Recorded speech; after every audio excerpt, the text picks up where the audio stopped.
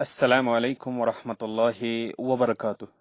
فقہ کی کلاس میں آج ہم بات کریں گے اہل سنت کے مشہور فقہی مسائل کے بارے میں، اور اس میں سب سے پہلے ہے فقہ حنفی۔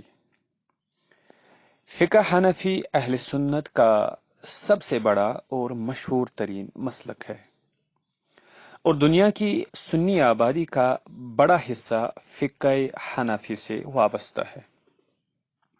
یہ امام ابو حنیفہ رحمۃ اللہ علیہ کی طرف منسوب ہے، جو کہ ایک بڑے قانونی دماغ کے حامل تھے۔ امام ابو حنیفہ رحمۃ اللہ علیہ کی پیدائش 80 ہجری میں ہوئی اور ان کی وفات 150 ہجری میں ہوئی۔ امام ابو حنیفہ رحمۃ اللہ کا تعلق عراق میں کوفہ سے تھا۔ انہوں نے اپنے وقت کے جلیل القدر فقہا، جن میں امام محمد باقر اور حماد جیسے بزرگ شامل ہے، سے تعلیم حاصل کی۔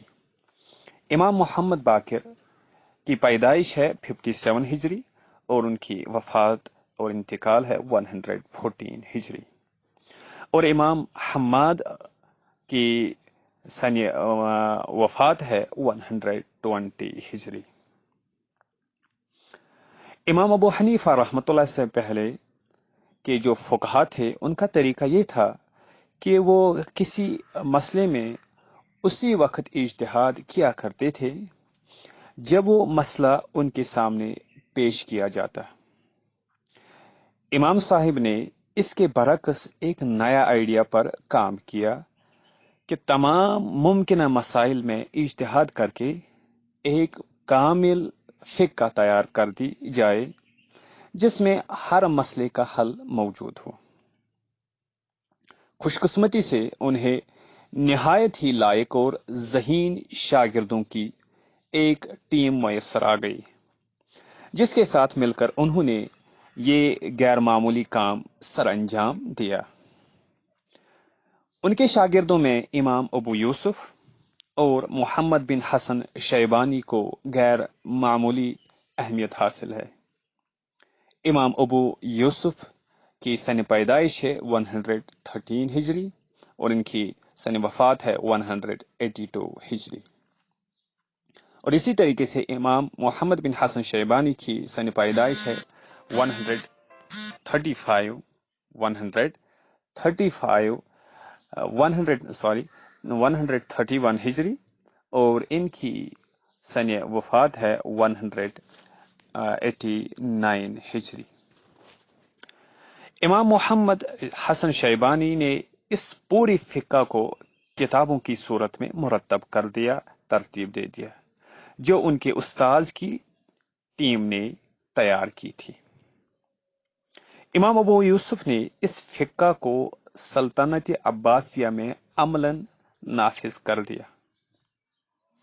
یہ موقع انہیں اس وقت میسر آیا جب ہارون رشید نے اپنی مملکت کا چیف جسٹس مقرر کر دیا جب انہیں یعنی امام ابو یوسف کو اس وقت کے حکمراں، اس وقت کے خلیفہ ہارون رشید نے انہیں چیف جسٹس مقرر کر دیا، تو امام ابو یوسف نے اس فقہ حنفی کو عملاً نافذ کر دیا۔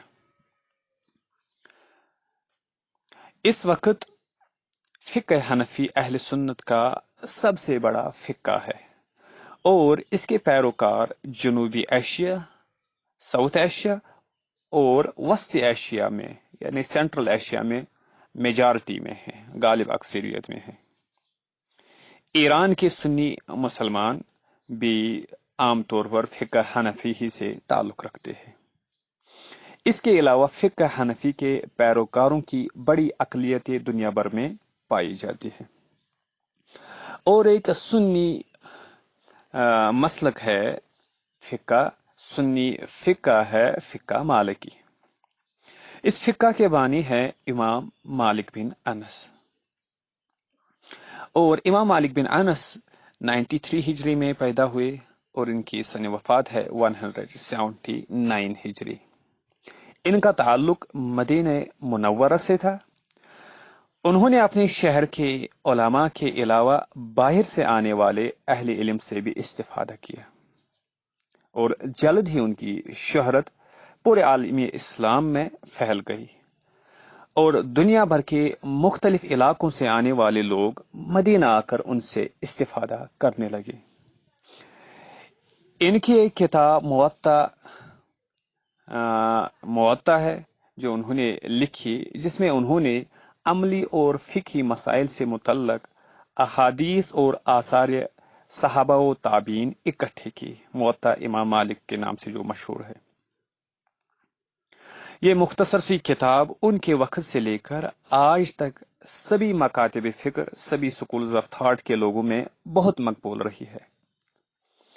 इमाम मालिक के शागिर्द सहनून ने इनके इज्तिहादात अल मुदव्वना में इकट्ठे कर दिए, मुदव्वना नामी किताब में इकट्ठा कर दिए, जो कि मालिकी मसलक का अव्वलीन माखज सोर्स बुक है। इमाम मालिक का नुक्ता नजर अव्वलन मिस्र में फैला, जब उनकी शागिर्द इब्न कासिम वहां के काजी मुकर्रर हुए। बाद में ये मसलक शुमाली अफ्रीका से होता हुआ स्पेन जा पहुंचा। शुमाली अफ्रीका, नॉर्थ अफ्रीका से फिर स्पेन जा पहुंचा और इस इलाके में किसी और मसलक को ये मकबूलियत हासिल नहीं हो सकी जो मसलक मालिकी को शुमाली अफ्रीका में और स्पेन में मकबूलियत हासिल हुई। इस वक्त भी मालिकी मसलक शुमाली अफ्रीका में अक्सरियत में मौजूद है, अक्सरियत में है। और एक है फिक्का शाफी। फिक्का शाफी के बानी है, इस मसलक के बानी है इमाम मोहम्मद बिन इदरीस शाफी, जो कि पैदा हुए 150 हिजरी में। जिस साल इमाम अबू हनीफा रहमतुल्लाह की वफात हुई, उसी साल इमाम शाफी रहमतुल्लाह पैदा हो गए और इनकी सने वफात है 204 हिजरी। इमाम शाफी रहमतुल्लाह जो थे, एक जानिब इमाम मालिक और दूसरी तरफ इमाम अबू हनीफा के शागिर्द मोहम्मद बिन हसन के शागिर्द थे। इमाम शाफी जो थे, मोहम्मद बिन इदरीस शाफी, एक तरफ इमाम मालिक के शागिर्द है और दूसरी तरफ ये इमाम अबू हनीफा के शागिर्द मोहम्मद बिन हसन के शागिर्द थे। इमाम शाफी वो पहले फकीह थे जिन्होंने न सिर्फ फिक्का पर एक मुफस्सल किताब अल उम के नाम से लिखी, बल्कि उसूल फिक्का पर भी एक किताब तहरीर फरमाई जो कि अर रिसाला के नाम से मशहूर है। और इस फन पर यानी उसूल फिक्का पर सबसे पहली किताब समझी जाती है इमाम शाफी की किताब अर रिसाला। इमाम शाफी का ताल्लुक अगरचे फिलिस्तीन से था, ताहम इनकी ज्यादातर जिंदगी हिजाज और इराक में गुजरी। उम्र के आखिरी हिस्से में वो मिस्र मुंतकिल हो गए और वही वफात पाई। इनके बाद उनका मसलक मिस्र से मशरकी अफ्रीका में फैला और वहां से बजरिया समंदर इंडोनेशिया और मलेशिया तक पहुंचा। ईस्ट अफ्रीका और इसी तरीके से इंडोनेशिया और मलेशिया में इमाम शाफी का मसलक पहुंचा। इस वक्त इन्हीं इलाकों में शाफी मसलक के मानने वालों की अक्सरियत है, मेजॉरिटी है, यानी इंडोनेशिया, मलेशिया आदि। आलमी इस्लाम की गालिब अक्सरियत हनफी, मालिकी और शाफी मसलक पर मुश्तमिल है। और एक फिक्का है फिक्का हंबली। ये मसलक इमाम अहमद बिन हंबल की जानिब मंसूब है, जो कि इमाम शाफी के शागिर्द थे। इमाम अहमद बिन हंबल रहमतुल्लाह अलैह पैदा हुए 164 हिजरी में और इनकी सनी वफात है 241 हिजरी। अहमद बिन हंबल रहमतुल्लाह अलैह न सिर्फ फिक्का बल्कि हदीस के बहुत बड़े माहिर थे और इस मैदान में इमाम शाफी उन पर इन्हिसार करते थे, डिपेंडेंट थे। حنبلی مسلک کو 4 مشہور فقہی مسالک میں سب سے زیادہ ظاہری یعنی لٹرلسٹ سمجھا جاتا ہے۔ امام احمد بن حنبل کا مسلک بہت زیادہ نہ پھیل سکا اور عراق اور نجد کے علاقوں تک محدود رہا۔ عالم عرب میں عام طور پر سبھی مسالک کے ماننے والے پائے جاتے ہیں، اگرچہ زیادہ تر وہاں پہ یہی فقہ حنبلی کے ماننے والے ہیں۔ اور ایک ہے مسلک جسے ایک اور فقہ ہے جسے فقہ ظاہری کہا جاتا ہے۔ فقہ ظاہری امام داود ظاہری جو کہ امام احمد بن حنبل کے شاگرد تھے ان کی طرف منسوب ہے۔ امام داود ظاہری 200 ہجری میں پیدا ہوئے اور ان کی سن وفات ہے 270 ہجری۔ فقہ ظاہری کا آغاز تو 3 ہجری میں ہوا، 3 صدی ہجری میں ہوا، مگر اسے صحیح معنوں میں زندگی 5ویں صدی ہجری میں ملی جب اسے ابن حزم کی صورت میں ایک زبردست وکیل ملا۔ ابن حزم کی سن پیدائش ہے 384 ہجری اور سن وفات ہے 456 ہجری۔ 6 صدی ہجری کے اواخر میں شمالی افریقہ کی الموحدون سلطنت نے ظاہری فقہ کو اپنا قانون بنا لیا، جس کی وجہ سے انہیں اس علاقے میں کافی فروغ حاصل ہوا۔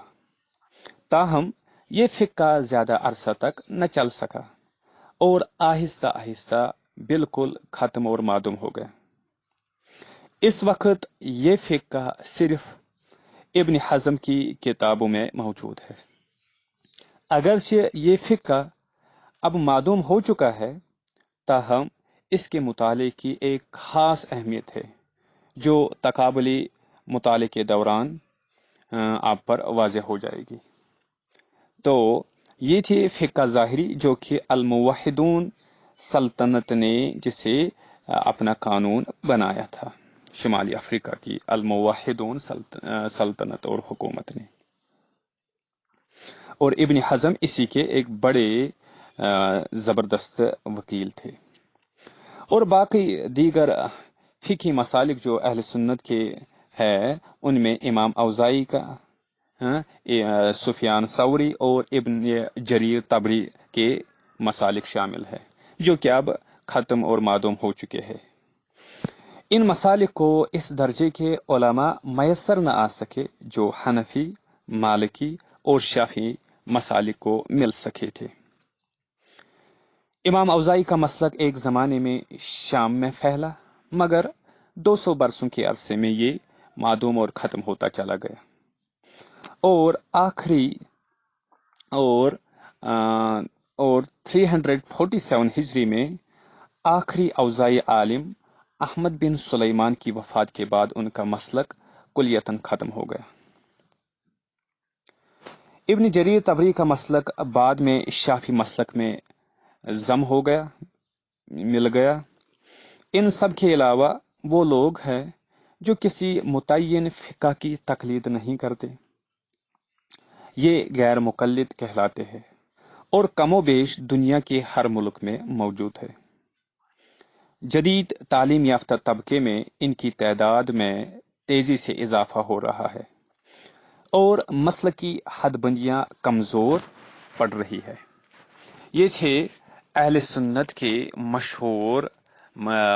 مشہور مسالک جن کے بارے میں آج ہم نے گفتگو کی۔ انشاءاللہ اگلی کلاس میں اہل سنت کے علاوہ جو فقہی مسالک ہے ان کے بارے میں بات کریں گے۔ تب تک کے لیے السلام علیکم ورحمۃ اللہ وبرکاتہ۔